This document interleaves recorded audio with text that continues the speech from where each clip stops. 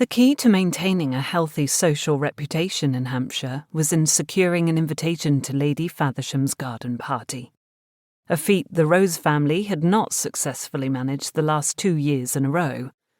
But this year would be different. Their luck would soon change because Eliza had a plan. Mamma pouted on the sofa in the drawing room, her gloved hands folded on her lap while she watched the fire dance in the hearth. Her faded brown hair and upturned nose were a mirror into Eliza's future. She hoped she would not inherit Mamma's nervous disposition as well. "Perhaps the invitation was lost in the post," Aunt Harding said, her voice rising in pitch as it spread false hope. She brushed gloved fingers over her greying hair, ensuring each strand was in its proper place. Mamma looked sharply at her sister-in-law. "You received yours a fortnight ago." "But I live closer to Lady Faversham than you do." "That is true," Mamma said quietly. Aunt and Uncle Harding's house was only located 1 mile closer to the Grand Faversham estate than Rose Manor, but Eliza wouldn't remind them of that detail. Anything to keep Mamma's spirits up until the invitation could be properly secured. Eliza glanced at the clock. 10 minutes remained before she needed to make her excuses and slip out. Her dearest friend, Ruth Wycliffe, was expecting her. If their plan was going to work, Eliza couldn't be even a minute late. Pretending to accidentally encounter someone had to be thoroughly, flawlessly timed, or her efforts and planning would be obvious, and she would, in turn, be disregarded. In fact, it was probably better if she started making her excuses now. The gig needed to be harnessed and her paisley shawl fetched. "What are your intentions for Eliza?" Aunt Harding asked, her booming voice swallowing Eliza's words before they could be heard. She leaned closer to Mamma on the sofa, wide eyes demonstrating the severity of this topic. It was a topic Eliza was very much invested in, so she closed her mouth and listened. Surely 1 more minute would not ruin her plans.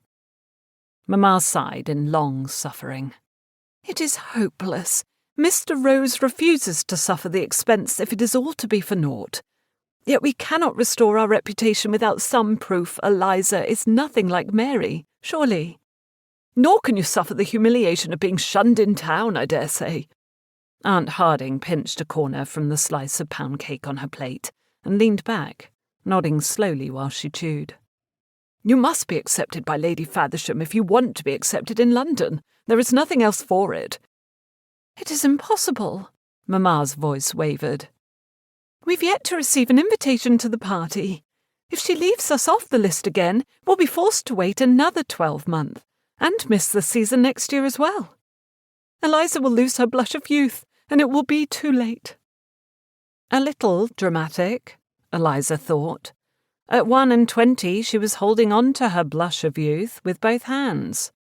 With the season ending a month ago and summer quickly approaching, there were months ahead of them before they would need to consider next year's social season in London. But Mamma's points remained. Without the invitation to Lady Faversham's garden party, there would be no other invitations for the rest of the year, which meant no invitations during the season that began in February of next year, which meant no opportunities to find a husband or restore the Rose family's good reputation. Good heavens, the magnitude of her plan's importance heightened, making it even more vital for everything to go smoothly. She stood, wiping her hands down her gown. "May I take the gig, Mamma?" "For what purpose?"